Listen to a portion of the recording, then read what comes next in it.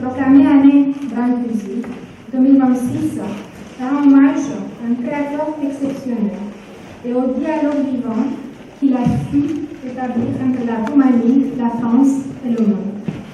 À la France, Brancusi a offert une révolution esthétique.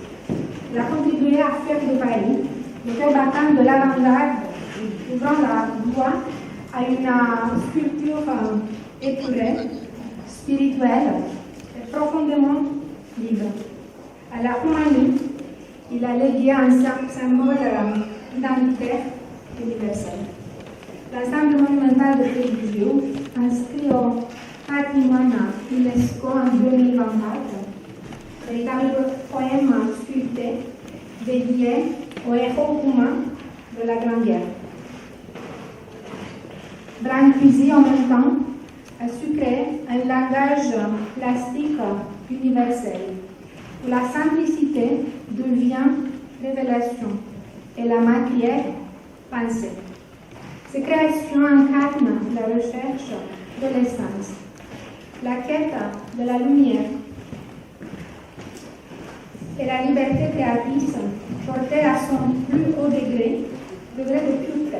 Il n'est pas seulement un artiste, il est un créateur qui transforme le visible en spirituel, le concret en symbolique. Pour inaugurer cette année de célébration, nous présentons l'exposition en plein air, Brancusi monumental de Bézieux, consacrée à l'ensemble réalisé entre 1937 et 1928. La colonne sans fond, la table du silence, l'allée des chaises et la porte du baiser. Nous redécouvrons ces œuvres à travers le regard croisé de Mircea Cantor et Daniel Grigorescu.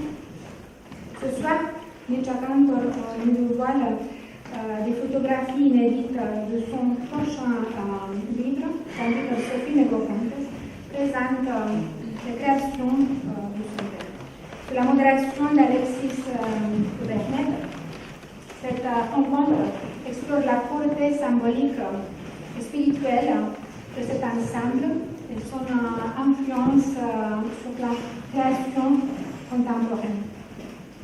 C'est aussi avec une émotion particulière que nous dévoilons le logo de l'année Brancusi, conçu par Mircea Cantor. Un signe sobre et puissant, alliant tradition et modernité, enracinement et universalité. Je remercie chaleureusement celles de ceux qui font vivre cette célébration hommage vivante à la puissance créatrice de l'artiste qui a su unir la terre et le ciel, la Roumanie et le monde, la forme et l'empire. Je vous souhaite une très belle soirée et une rencontre inspirante autour de Brancusi. Et maintenant, si vous me permettez quelques mots en roumain. Aș vrea să salut niște oaspeți speciali ai Gorjului. Veniți chiar din sat de la Râmpuș, au făcut un drum complicat în contextul zăpezilor de la București. Pe mine de multe ori mă întreabă lumea care cred eu pe esența relației franco-române. Și mă uit sau arăt de multe ori dicționarul străinilor care au făcut Franța. Și acolo, la loc de cinste, este Constantin Brâncuș. Și vorbim tot timpul despre aceste rădăcini românești, despre aripile franțuzești, devenite patrimoniu mondial. Cred că este unul dintre simbolurile extraordinare ale acestei relații extrem de bogate, de profunde. Începe astăzi o celebrare, anul Brâncuș. Sigur că Parisul este într-o situație specială. Noi am avut deja, am fost onorați, Ambasada Institutului Român de la Paris, să fim parteneri la cea mai mare retrospectivă a operei lui Brâncuș de la Centrul Pompidou. Apoi operele, inclusiv atelierul, au plecat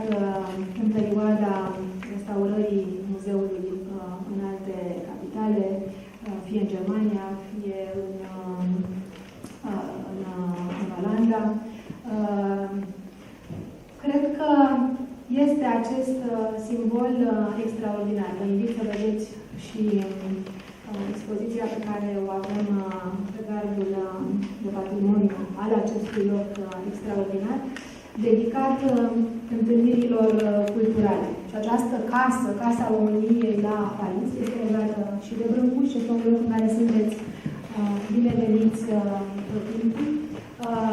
În spate, pe balcon, aveți, să știți, o masă la care a stat însuși Brâncuși. Deci există un film pe care suntem foarte mândri. Este un film cu masa la care se văd Constantin Brâncuși, George Enescu și Tristan Țară.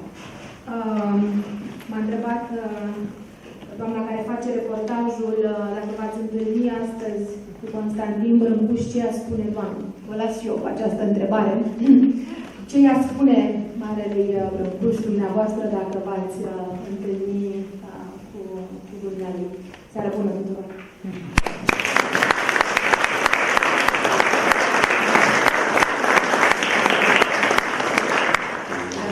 Cette soirée inaugurale de l'année Brâncuși, Grand Musique. Nous célébrons ce soir un artiste dont la modernité, la rigueur, la poésie continuent d'inspirer la création d'aujourd'hui. L'Institut culturel roumain a pour mission de faire dialoguer les cultures et de construire des ponts entre les héritages et les regards contemporains. Brâncuși incarne parfaitement ce lien du temps entre la Roumanie et la France, entre la tradition et la liberté créatrice. Je remercie chaleureusement Mircea Cardon, Sophie Metropolite et Alexis de Berned et tous nos partenaires pour ce dialogue autour du monument de Târgu Jiu, le seul ensemble sculptural conçu et réalisé par Brâncuși. Je remercie également Pompilio Constantinescu qui a suivi le bon déroulement de ce projet, ainsi qu'à mes collègues de l'Institut, de l'ambassade et du consulat. Bien sûr, le modérateur de ce soir, Alexis de Berned, va présenter nos deux invités, Mircea Cardon et Sophie Metropolite, mais je me permets de dire juste deux mots sur Alexis, cofondateur de la galerie d'art Mon Art et intéressé par la scène visuelle, artistique roumaine, contemporaine. D'ailleurs, il représente déjà en France un artiste roumain. Et avec Darmoire et son concept, il compte parmi les plus importants incubateurs d'art contemporain européen. Puissions à travers cette année Brâncuși continuer à faire rayonner l'esprit de l'artiste universel qui nous rappelle que la simplicité peut contenir toute la beauté du monde.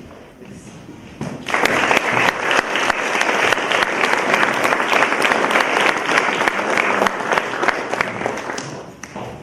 Bonsoir, bienvenue.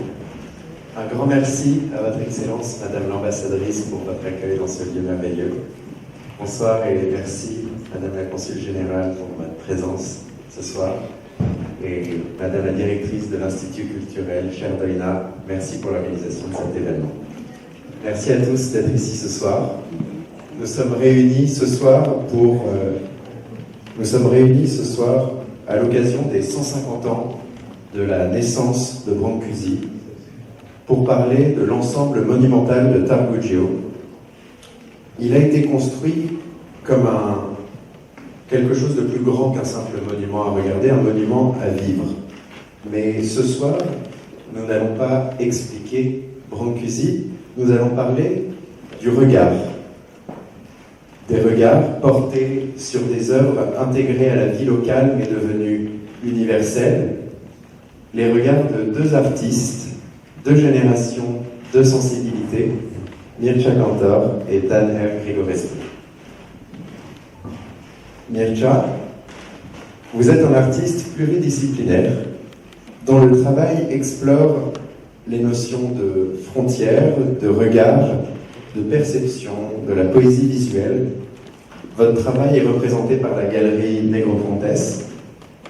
Vous êtes lauréat du prix Marcel Duchamp en 2011, du prix de la Fondation d'entreprise Paul Ricard, officier des arts et des lettres, et votre œuvre est aujourd'hui présente dans de nombreuses collections publiques internationales, comme celle du MoMA à New York, du Centre Pompidou, de la Fondation Louis Vuitton, du Musée Reina Sofia à Madrid, ou encore de la Kunsthaus à Zurich.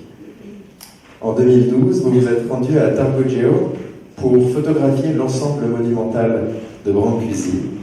Et en 3 jours, vous réalisez plus de 800 images. Ces photographies sont présentées pour la toute première fois ici ce soir. Sophie Negropontes, vous êtes galeriste, fondatrice de la galerie Negropontes, avec 2 espaces, l'un à Paris et l'autre à Venise sur le Grand Canal. La galerie développe un regard singulier, mêlant art contemporain et objets. On trouve dans la galerie des sculptures, du mobilier, des céramiques, des bijoux, des peintures. La galerie est née à l'origine d'un projet, d'un livre, celui des photographies de votre père, Dan R. Grigorescu, et de ses photographies de Brancusi. Dan R. Grigorescu, dont les œuvres sont conservées entre autres au cabinet de photographie du Centre Pompidou, a photographié l'ensemble monumental de Tarbugeo entre 1964 et 1967. Et ce travail lui a valu d'être présenté à la Biennale de Venise en 1982. Ce travail a ensuite été présenté au Musée national d'art contemporain de Bucarest. Et ce soir, vous allez nous partager votre regard de galeriste, votre regard d'éditrice, mais surtout un regard très personnel sur le travail de votre père. Merci beaucoup.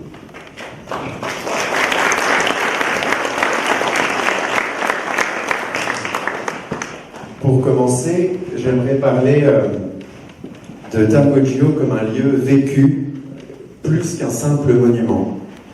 Mircea, quand vous êtes arrivé en 2012 pour photographier l'ensemble monumental, qu'est-ce qui vous frappe en premier sur ce lieu de vie? Bonsoir, bună seara la toată lumea. Pour répondre à ta question, en fait, j'ai eu du temps à mettre pour arriver à Tarbugeo parce que je me sentis que je ne suis pas du tout préparé pour rencontrer cette œuvre de Brâncuș.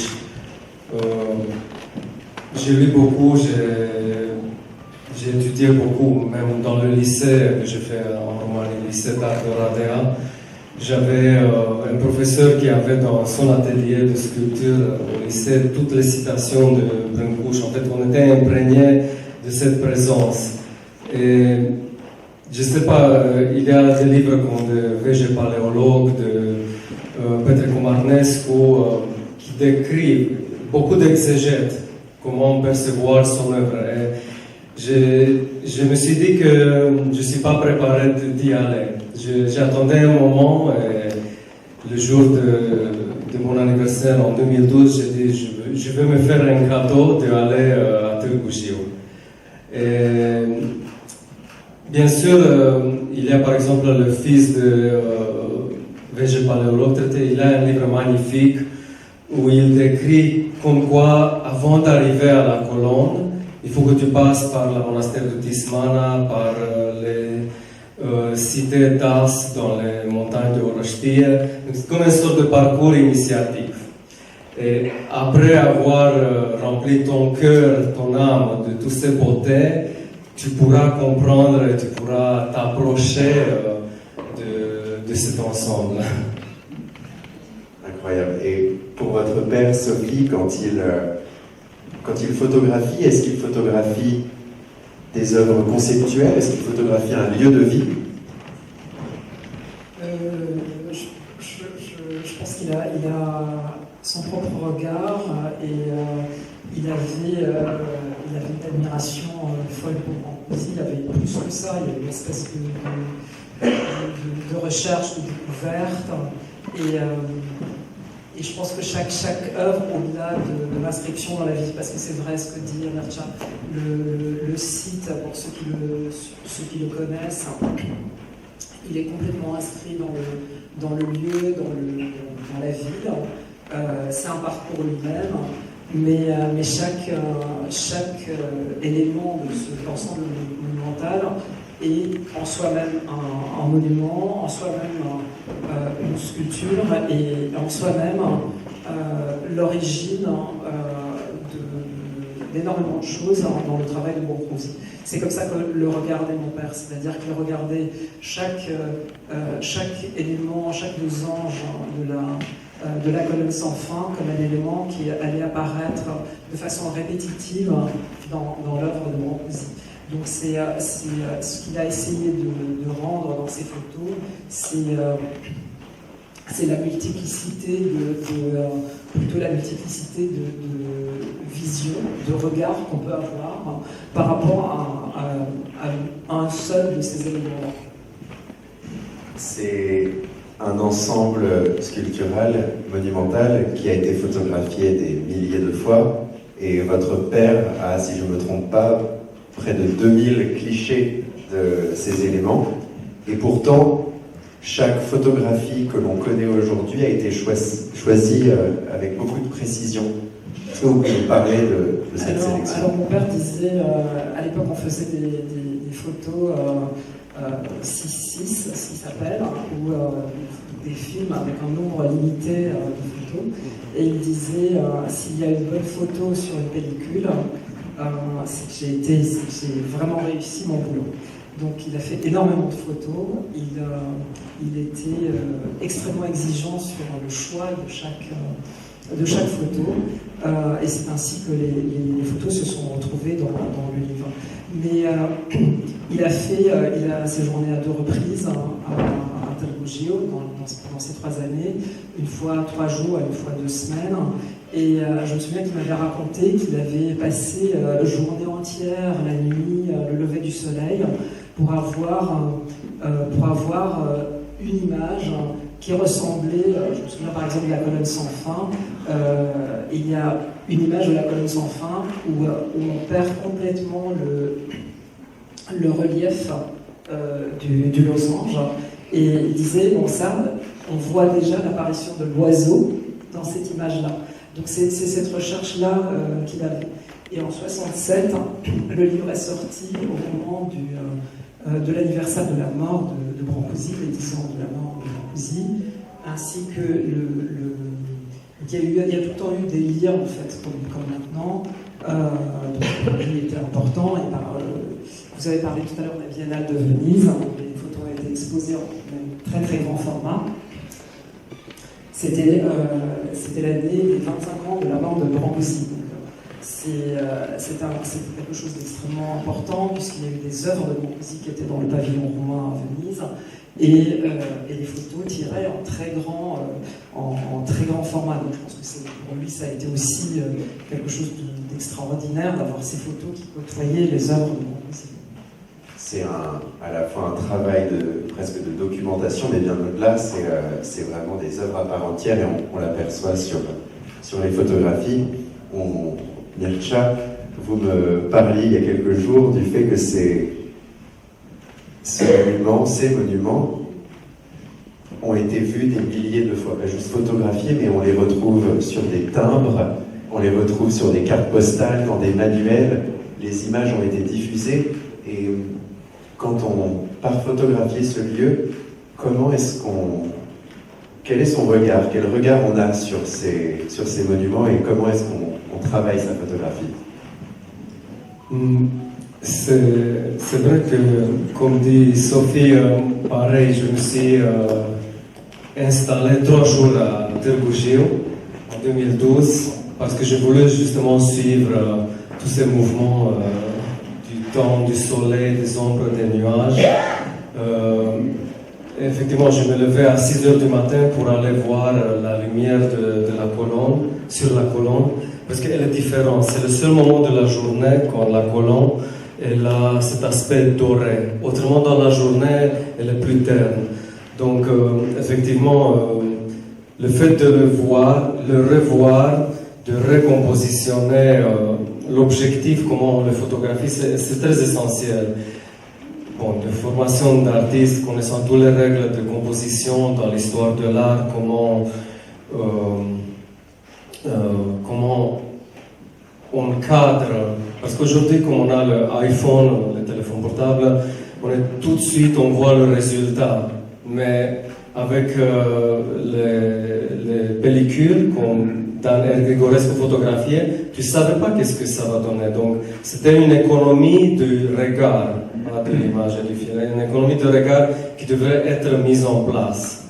Et pareil, donc, connaissant, par exemple, je ne sais pas combien d'entre nous ça, c'est que l'axe de cet ensemble, il est situé sur le est-ouest. C'est-à-dire, le soleil se lève sur la colonne et il se couche sur la table de silence qui m'ont conditionné de comment photographier ces éléments. Qui est, pour un photographe, c'est très important. C'est une chose de le photographier pendant l'été, par exemple, et une autre chose pendant l'hiver ou l'automne, avec les feuillages, avec les ombres, donc c'est une autre lumière. Mais en 2011, il y avait une exposition très très belle, très importante à Pompidou, Brancusi, la photographie, film et photographie. Et je me souviens que je l'ai vu comme celle dernière au moins 7 fois. C'était tu peux pas rater ce genre d'événement, il faut aller, il faut le revoir plusieurs fois. Les grandes expos, c'est comme ça qu'il faut le faire. On sait. Et je me souviens que lui, il avait photographié la colonne, pas la porte. La table, il l'avait filmé, il y a des films. Et c'est intéressant comment il le percevait, parce qu'après 1938, il n'est plus rentré en Roumanie pour voir comment ça a évolué. Et c'est drôle de voir ces films, par exemple, quand ils construisent la colonne en 1937, avec des paysans de gauche, comme on voit ici dans la salle, habillés traditionnellement en train de faire les tranchées dans les parcs. C'est intéressant de voir tous ces rapports, de voir son œil, à savoir qu'il a été initié dans la photographie par Man Ray. Et de voir cet regard de comment je veux laisser les gens apercevoir mon œuvre à la postérité, bien sûr, à travers le médium photographique. Ça, c'est très important de le mentionner parce qu'aujourd'hui, on est dans une avalanche d'images où on ne prête pas vraiment attention. Donc, il était très strict de comment il communique sur ses œuvres, sur ce qui est publié. Par exemple, sur le livre qui a été publié en 1944 à Craiova par VG Paléologue, c'est une toute petite une sorte de brochure plutôt, parce qu'il refusait régulièrement de publier.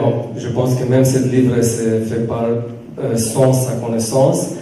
On voit que ce sont ces photographies qu'il a données à VG Paléologue. Donc il savait que l'oiseau dans l'espace, on le présente de telle façon, le baiser de telle façon, la colonne. Donc c'était une chose très importante. Et ça, en tant qu'artiste, j'ai un grand respect parce que c'est la volonté de l'artiste de émettre des perspectives sur comment ton œuvre veut être perçue. Pas par un photographe, n'importe qui, c'est l'artiste lui-même qui photographie. Donc, juste pour clôturer une grande parenthèse, c'est de cette façon que j'essayais de travailler, d'être très proche intuitivement de son regard sur son œuvre. Après, bien sûr, il y a ma subjectivité, mais en grande ligne. Et a posteriori, comment se placent les clichés par rapport à l'œuvre de Brancusi, selon vous? Ceux que vous avez pris, comment est-ce qu'ils se positionnent par rapport à ce travail? Je ne sais pas. Je ne sais pas s'il serait d'accord avec mes prises de vue, mais Mais par exemple, à chaque fois quand je suis en relation avec un artiste ou avec quelqu'un qui a besoin de mon regard, j'essaie d'être très respectueux et d'essayer de comprendre où il placerait cette vision. C'est-à-dire, par exemple, prenons juste l'exemple, parce qu'il dit dans ses adages, ses fameux adages, ses citations, que par exemple, ce que je vous donne, c'est juste de la pure joie.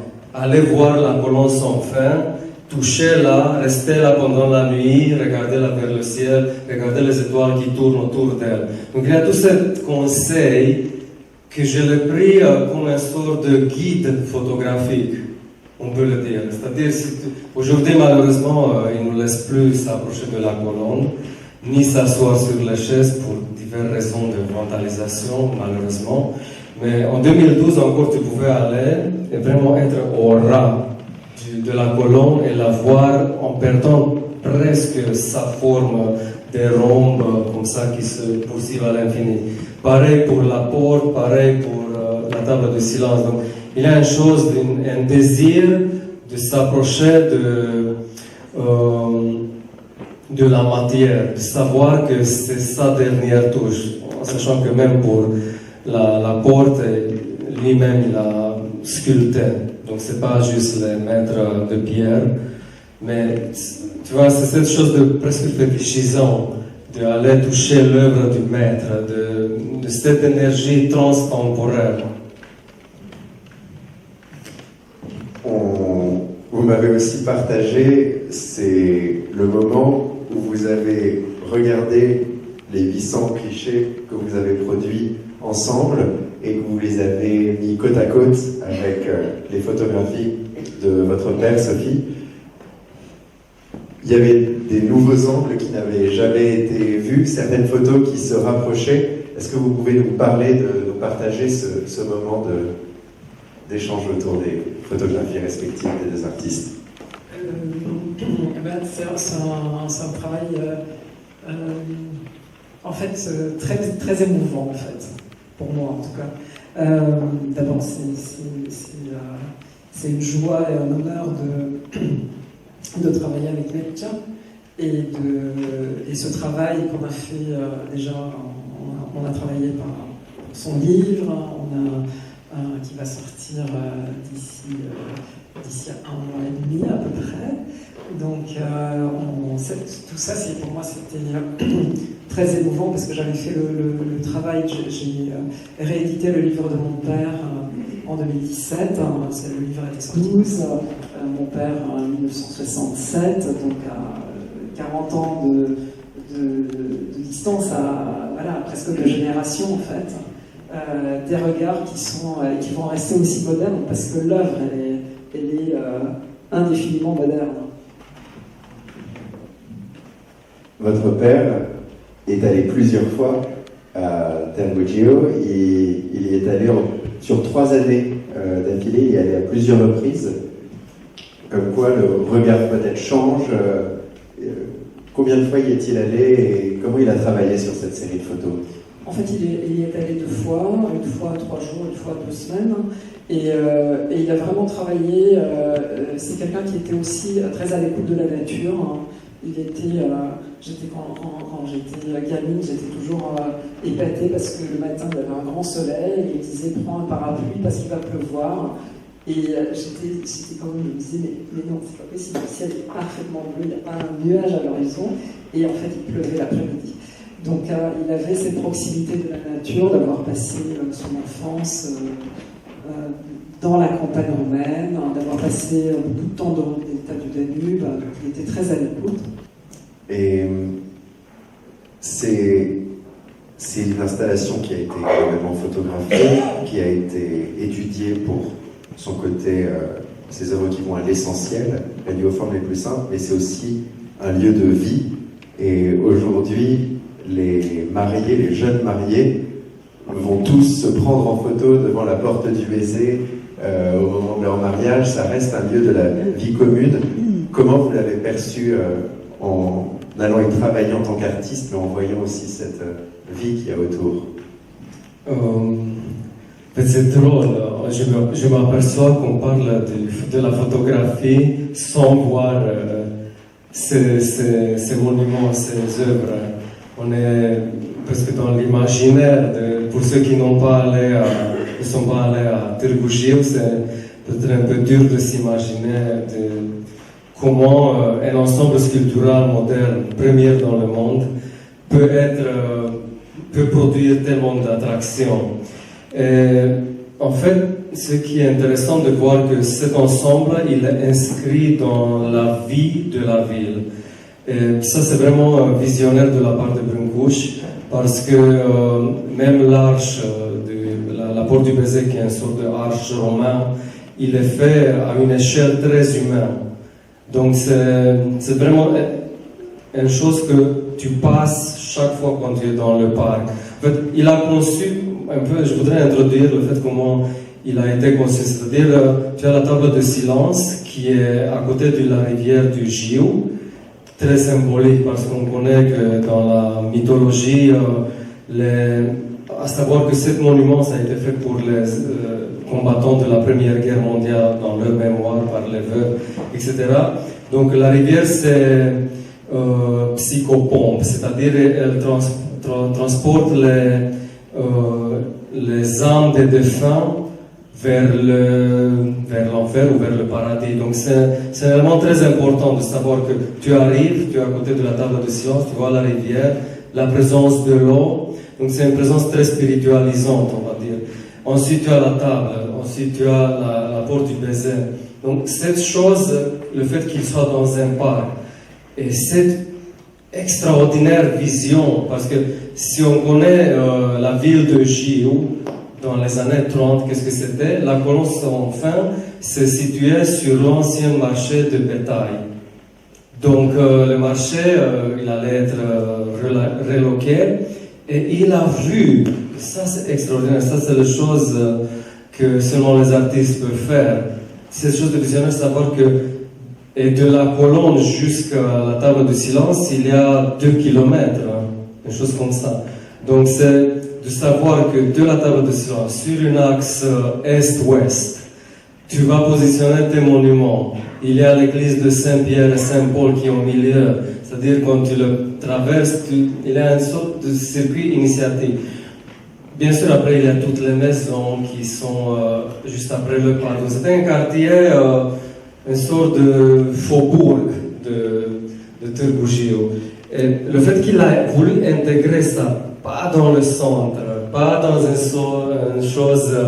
Donc, en tant qu'artiste, tu as toujours, je veux être là, au plein cœur de Paris, à côté de la Tour Eiffel, je ne sais pas. Cette chose de rêve, d'ego artistique. Donc, il avait plutôt cette chose d'humilité, à savoir que le monument, il doit vivre. Et revenons sur le présent, quand je suis allé à Târgu Jiu, en passant ces 3 jours-là, j'ai des photos avec des couples, je sais pas, de 50, 60 ans, qui venaient du marché d'à côté, et ils faisaient exprès juste passer la porte du Bézet, et je les photographiais en train de s'embrasser en passant la porte. J'ai des photos comme ça, donc ça c'est au-delà du fait qu'aujourd'hui, je trouve un peu exagéré, il y a une sorte de tendance de faire des photos de mariage devant la porte du Bézet, tout habillé, aller à la colonne sans fin, donc mais bon, ça fait partie de la culture locale. Ça c'est beau, parce que je ne sais pas combien de Parisiens vont aller se photographier à la Tour Eiffel ou devant Notre-Dame ou des monuments comme ça emblématiques de Paris. Donc, le fait qu'on est là, il y a cette chose de chaleur de la pierre, il y a cette chose de proportion qu'il a fait. Ce n'est pas l'Arc de Triomphe, c'est juste la porte du Bézet, donc tu passes au-dessus, c'est une hauteur assez humaine, mais en même temps qui t'impressionne quand tu es à côté, et tu arrives à la colonne. Et par exemple, à la colonne, je me souviens, quand il y avait le soir, parce que l'été à Târgu Jiu, il peut faire très très chaud, 40-45 degrés. Et juste après le coucher du soleil, il y avait des familles qui venaient dans le parc. Et les enfants, quand ils venaient, ils rentraient avec leurs parents. il courait tout de suite à la colonne, et il la touchait, il jouait du cache-cache. C'était une chose assez impressionnante de voir cet aspect d'appropriation inconsciente, d'un attirement, je ne sais pas, fascination énergétique, si on peut le dire aussi, que tu veux aller vers cet pilier qui unit le ciel et la terre, par exemple. Et c'est aussi un ensemble monumental qui fait partie de la vie locale, mais aussi de la vie du pays, qui a failli être détruit à un moment. Oui, ça c'est le côté sombre de l'histoire, parce que quand il a voulu léguer à l'État roumain l'atelier qui se trouve en France, heureusement, et il a refusé, et juste après, il y avait toutes ces années d'après-guerre, les années staliniennes, dans les années 52 ou 54, je ne me souviens pas exactement, il y a un témoignage d'un monsieur qui, avec son tracteur, voulait enlever la colonne. Mais en fait, elle est très enracinée et ils n'ont pas pu le détruire. En fait, ça s'est passé parce qu'on considérait Brâncuș comme un artiste vendu à l'Ouest, un artiste bourgeois, dégénéré, avec son art abstrait. Et on connaît toute cette esthétique du communisme des années 50 où on exaltait les paysans, les ouvriers, le figuratif. Donc tout ce qui était abstrait, ça a été rejeté. Il n'y avait pas de place de ça. C'est intéressant de voir toute la scène artistique de cette époque, de ce point de vue, et voir qu'avec l'arrivée de Nicolae Ceausescu, tout a changé. En fait, lui, il s'est rendu compte du pouvoir visuel et emblématique de son œuvre, et il a fait une sorte de twist où il a dit, en fait, il n'est pas l'artiste qui s'est vendu à l'Occident, mais en fait, c'est l'artiste qui a subjugué l'Occident avec son art. Il s'est affirmé. Donc, c'était une réappropriation de lui, justement parce que c'était lié à la 10e anniversaire depuis sa mort en 67. Ceausescu il arrive au pouvoir en 64. Et on voit déjà sur les thèmes, par exemple, en 66, on voit la présence de la colonne sans fin. Donc, il y avait cette volonté d'exploiter le pouvoir symbolique de ces œuvres. D'avoir accès à ces monuments, que ce soit à Târgu, mais aussi partout autour de vous. Et je vous recommande de contempler, de regarder et de profiter de ces joyaux qu'on a autour de nous. Si vous voulez bien, je vous invite à poser des questions, si vous en avez. Et merci beaucoup.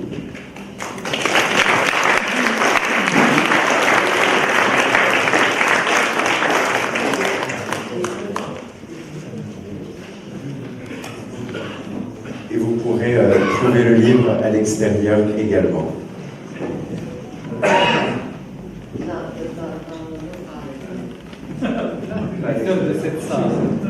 Juste dans la salle d'à côté, en fait, sans être sous la pluie.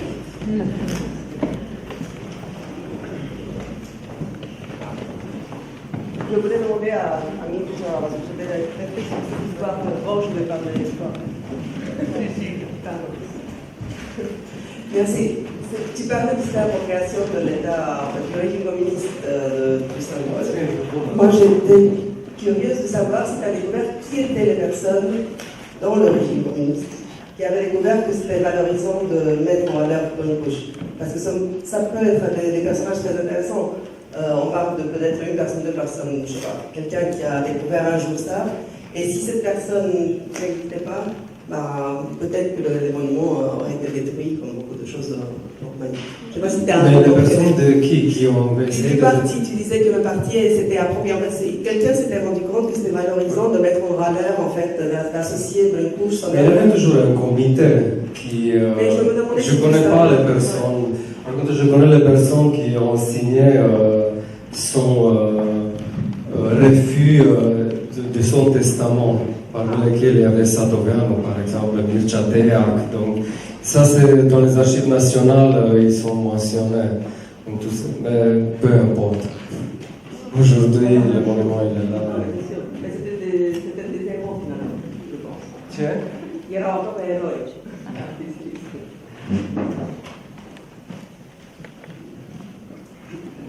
J'aimerais savoir comment ce site a été choisi, sur lequel il a joué. Bonsoir. J'aurais aimé savoir comment ce site a été choisi. Pourquoi là? Pardon? Il faut garder le micro comme ça. J'aurais aimé savoir comment ce site avait été choisi, cet ancien marché à bestiaux. Déjà parce que la ville de Târgu, c'est près du village natal de Brâncuși, de Brancusi. Donc tu ne vas pas faire le monument dans le village, tu vas le faire dans la capitale, dans le municipe. Et donc, je ne sais pas pourquoi c'est ici, parce que c'était lié à l'urbanisation et à la situation de la post-Première Guerre mondiale. Donc il y avait tout un développement urbain où ils savaient que ça va changer localement, que voilà. Donc c'est une situation de décision locale. Après que c'est marché au bête et tout ça, je ne sais pas. Mais je pense qu'on ne se posait pas trop cette question à l'époque de superposer quelque chose à quelque chose. C'était pour Brâncuși. Et en tant qu'artiste, je le pense aussi, tu vois cette trajectoire est-ouest. Donc il avait la rivière, quand il va à l'est, forcément il s'arrêtait là-bas. Ça aurait pu être une autre chose qui aurait pu être à cette place.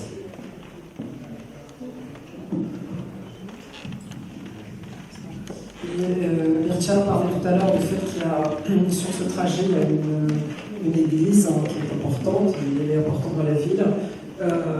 L'orthodoxie est importante en Roumanie, donc c'est vraiment dans c'est vraiment un trajet qui est un trajet de vie en fait de la ville. C'est vraiment inscrit comme il l'a dit tout à l'heure. Donc c'est le respect simplement aussi des opportunités, mais aussi le respect de distance, donc cette correspondance de ligne.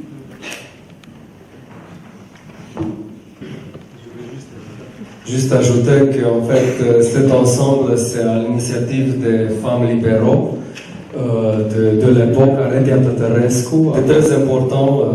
Et nous, on est très fiers que c'est une initiative de femmes qui ont pris cette décision et cette volonté de montrer Brâncuși pour la première fois en Roumanie à cette échelle. J'ai une dernière question à votre l'œil d'artiste. Moi, en visitant la maison natale de Brâncuși il y a 10 ans, ce qui m'a marqué le plus, c'est la simplicité, en fait, où tu sens que la simplicité, c'est vraiment la sophistication suprême. Je ne sais pas si c'est ça qui a fait de Brâncuși quelqu'un de si connu. Est-ce que ses œuvres sont très, très parlantes tout en étant très très simples? Après, je ne sais pas. Et la question? C'est une question pour votre œil d'artiste. Oui. Là, on va mettre encore une heure. Non, mais c'est intéressant cette simplicité, comment il est arrivé. Je ne vais pas entrer parce que je ne suis pas historien de l'art, mais c'est vrai, en connaissant l'époque, et je vais le faire vraiment très court, en connaissant l'époque, on est dans les années 20-30, c'est son apogée de création, vraiment. Et juste une toute petite parenthèse, en ce moment, il y a une exposition de Art Déco au Musée des Arts Décoratifs à Paris, et je suis allé le voir rien que pour comprendre visuellement dans quelle époque il créait. Ça, c'est très important, et je vous conseille vraiment d'aller le voir, parce que quand on voit les œuvres de Brâncuși, on reconnaît des éléments d'Art Déco dans son langage. Et je ne connaissais pas du tout, parce que bien sûr, on connaît un peu l'esprit d'Art Déco, qui est très épuré, mais c'est fort. Par exemple, les chaises de la table de silence ou les chaises de l'allée, tu le vois clairement dans cette simplicité d'art déco.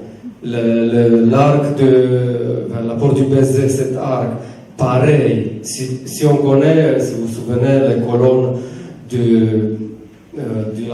du temple du baiser qui était dans l'atelier de Brune-Couche à Paris, il était vraiment à l'angle, qui voulait faire pour le Maharaja de Indore. Tu vois vraiment cette influence de l'art déco, mais au-delà de ça, au-delà du fait qu'il a essayé d'extraire les essences, que sa philosophie de vie, il était de cette manière de réduire toutes les choses à des choses essentielles. Juste un exemple, par exemple, il n'a jamais accepté dans son atelier, qui était sa maison, d'amener des choses d'autrui. Il a toujours voulu qu'il se fabrique lui-même, la poêle, les outils, etc. Merci beaucoup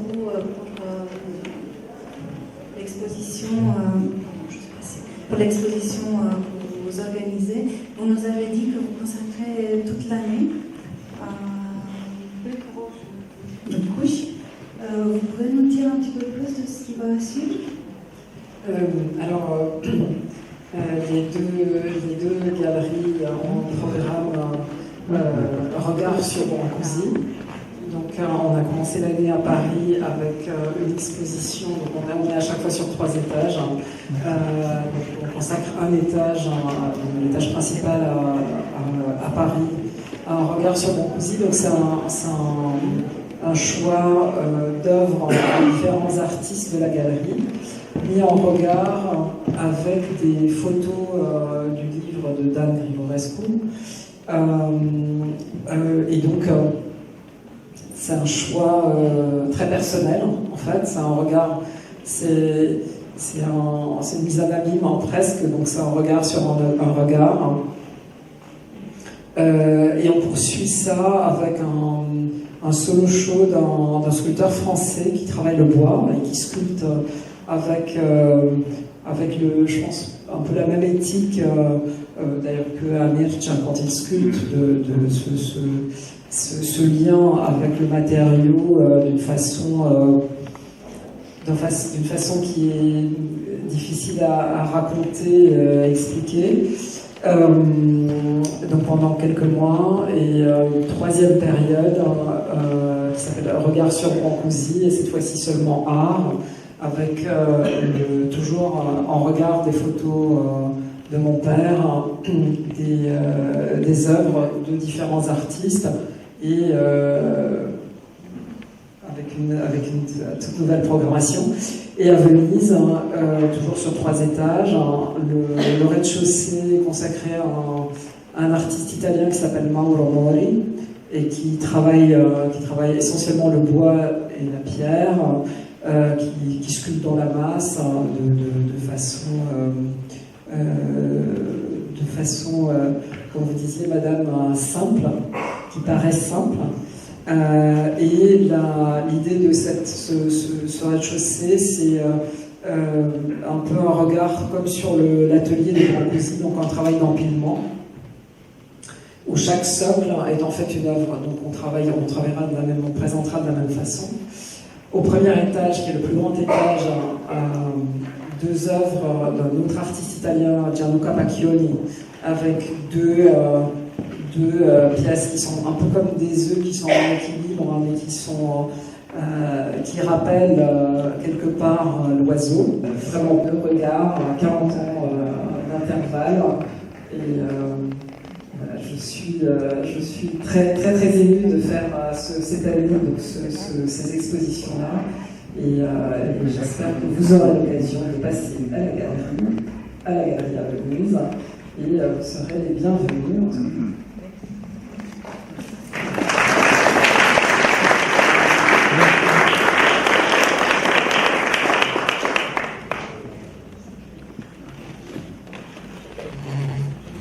Oui, bonsoir, Jean-Paul Ravalec. Merci tout d'abord pour votre invitation, voilà, avec ces exposés qui sont remarquables. Alors moi, je voudrais vous faire quelques observations qui sont les miennes. La première, je ne connais pas Brancusi, On m'amène un ami pour la première fois sur ce site. Il me dit qu'est-ce que c'est. Oh ben, je dis bien, il y a une table, il y a une porte, il y a une colonne. Bon, j'examine ces œuvres en tant qu'œuvre d'art, mais non, c'est un cimetière. Je dis un cimetière, mais tu plaisantes. Il n'y a pas de terrain de guerre, il n'y a pas de mort, il n'y a pas de canon. C'est impossible. C'est le premier génie de Brancusi d'avoir fait un cimetière de mort, un cimetière de vie. Pourquoi un cimetière de vie? La table, c'est la convivialité, la réunion ensemble. C'est un côté avec le silence, on respecte le silence. La porte, c'est l'ouverture vers des aventures, vers des horizons, vers une vie meilleure. Et la colonne, eh bien, c'est l'espoir, c'est le développement de famille, de génération, etc. Par conséquent, ceci, c'est un système de vie. Alors, à qui appartient ce site? Est-ce qu'il appartient aux habitants? Est-ce qu'il appartient à la Roumanie? En fait, il est universel, comme l'a reconnu l'UNESCO. Et enfin, pour terminer sur la photographie, qu'est-ce qu'amène une photographie? Elle amène une chose essentielle, c'est que l'œuvre, elle est figée, on peut la photographier, mais la photo, elle est animée. D'ailleurs, vous dites qu'il y a de multiples photos, de multiples expositions, et par conséquent, on peut allier l'œuvre avec la photo. Et la photo amène un autre regard. Est-ce que la photo n'est plus une reproduction? Non. Elle est créative. C'est une nouvelle œuvre d'art. Et chaque photo, chaque exposition est une œuvre d'art. Voilà ce que je voulais vous dire. Et merci encore pour votre invitation.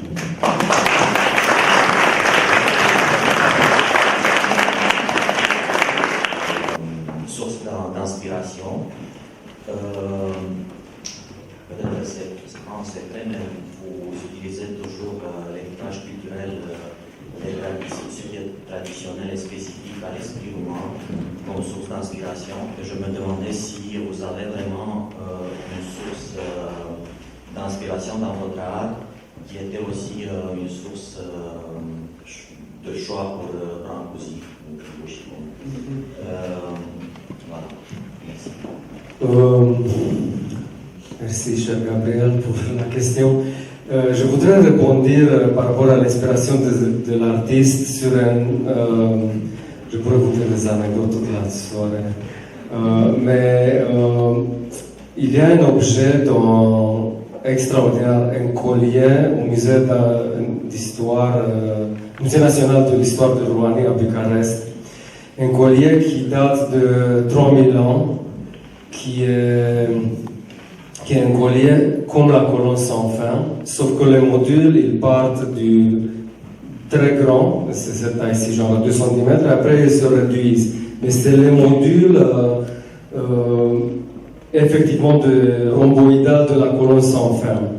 Et par rapport à l'inspiration, cette collier il a été découvert dans les années 62 ou 64, une chose comme ça, près du lieu de naissance de Brâncuș, dans le département de Mehedinți.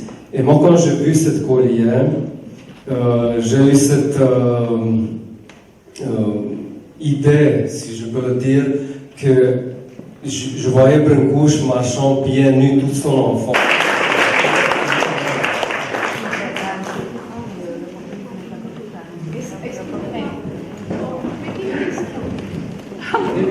Je me suis réveillée. J'ai décrit l'exposition de Brancusi à Beaubourg. L'idée de savoir comment l'atelier Brancusi, apparemment, il va être dépossédé, il ne va pas rester là-bas. Il va être intégré dans le musée. C'est dommage. Pourquoi? Non, c'est bien, c'est bien. C'est bien. C'était écrit quand même. Oui, je sais.